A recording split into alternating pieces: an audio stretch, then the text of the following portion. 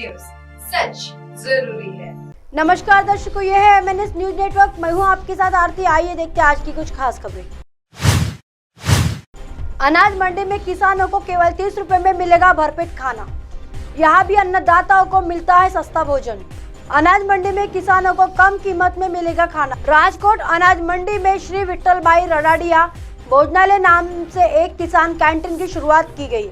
इसका उद्घाटन शनिवार को पूर्व मंत्री और भाजपा विधायक जयेश रडाडिया ने किया। कृषि उपज बाजार समिति के प्रांगण में स्थित इस कैंटीन में किसानों को महज 30 रुपए में भरपेट खाना मिलेगा।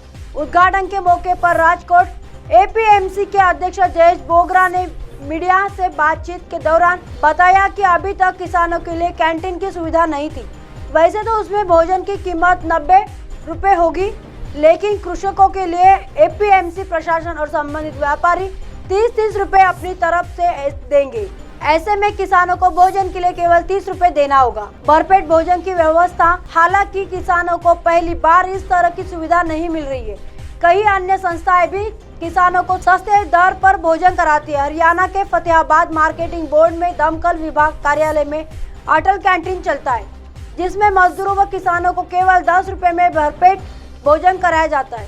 यहाँ महज 10 रुपए में किसानों को 4 रोटी, एक दाल, एक सब्जी और चावल दिए जाते। वहीं इंदौर में चौथराम फूल मंडी के पास स्थित एक रेस्टोरेंट में किसानों को केवल 5 रुपए में खाना खिलाया जाता है। सस्ता भोजन के लिए किसानों को केवल मंडी की पर्ची दिखानी होती है। जाने क्या है पौधा किस्म और किसान अधिकार संरक्षण अधिनियम। यहाँ भी मिलता है किसानों को सस्ता भोजन। वही हरियाणा के रोहतक मंडी में भी किसानों को सस्ते दर पर भोजन उपलब्ध कराया जाता है।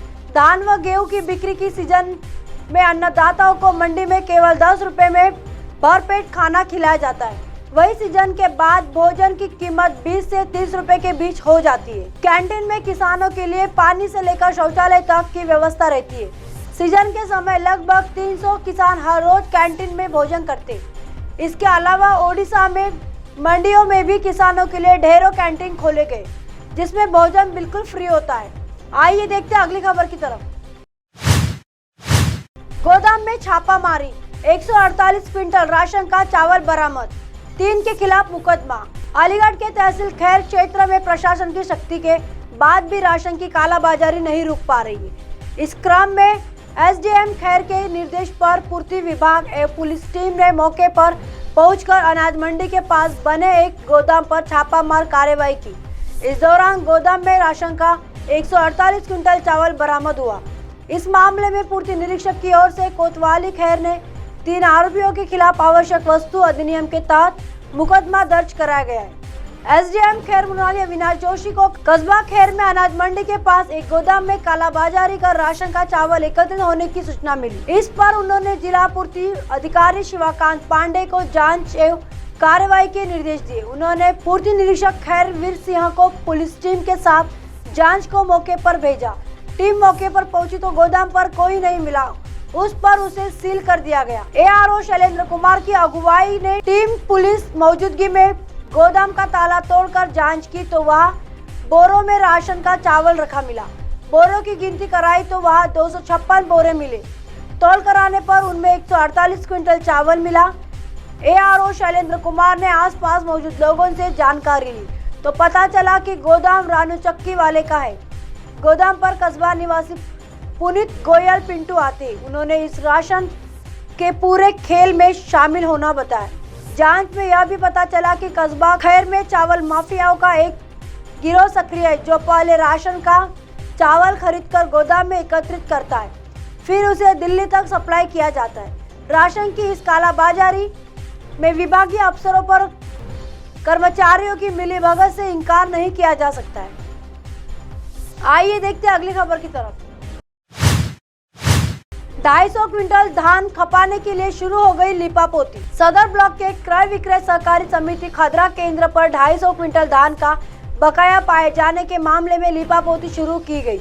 संबंधित मिल ने केंद्र प्रभारी का बकाया जमा करने की संतुष्टि को कर दी, लेकिन यह अपराध किसने और क्यों किया, इस पर अब सवाल खड़े होने लगे। जिम्मेदार अधिकारी कुछ भी साफ बताने को तैयार नहीं है। यह था पूरा मामला। 2 मई को सदर ब्लॉक के सहायक विधायक अधिकारी सहकारिता ने PCF के विभागीय अधिकारियों को जानकारी दी थी कि नूतन मूल्य समर्थन योजना के तहत ऑनलाइन धान खरीद की सूचना के अनुसार क्रय विक्रय सहकारी समिति लिमिटेड खदरा के केंद्र प्रभारी संजय कुमार ने 104 किसानों से 995.832 मीट्रिक टन धान खरीद किया, जिसके सापेक्ष आवंटित मिल को 970.832 एमटी धान की डिलीवरी किया गया। शेष 25 एमटी यानी कि 250 क्विंटल धान क्रय केंद्र प्रभारी ने आवंटित मिल को डिलीवर नहीं कराया गया।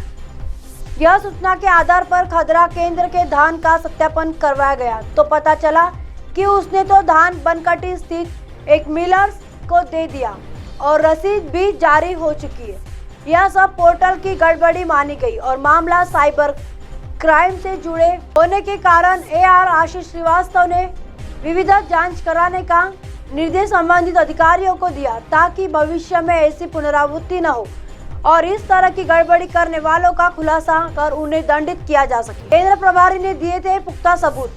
क्रय विक्रय सहकारी समिति लिमिटेड खदरा के केंद्र प्रभारी संजय कुमार ने ADO सहकारिता के आरोप पर जवाब में 4 मई को पत्र देकर अपना पक्ष रखा था और पुख्ता प्रमाण भी दिए थे। स्टॉक रजिस्टर में कुल 104 किसानों ने 995.832 एमटी धान खरीद किया गया, जिसके सापेक्ष 995.832 एमटी धान आवंटित मिलों को भेज दिया गया था, जिसे अब संबंधित मिल ने स्वीकार भी कर लिया था।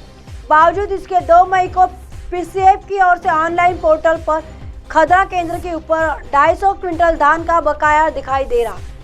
वही केंद्र प्रभारी ने 11 अप्रैल 2023 और 26 अप्रैल 2023 के पोर्टल की सूचना को भी उपलब्ध कराया था, जिसके अनुसार 100% धान की बनकटी मिल की ओर से रिसीविंग दिखाई जा चुकी है। स्वीकार के बाद नहीं हो सकता अस्वीकृत। मिल ने पोर्टल पर धान रिवीलिंग देर से दर्ज करवाई है, इसकी जांच करवाई जा रही है। साइबर क्राइम की आशंका को देखते हुए संबंधित जिम्मेदार अधिकारियों से भी पूछताछ जारी है।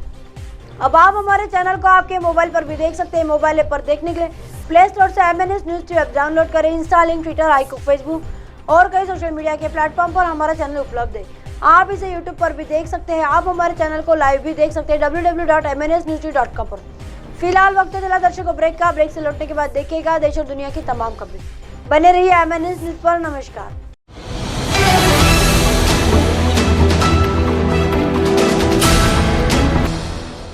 ये है MNS न्यूज नेटवर्क और आप देख रहे हैं MNS न्यूज।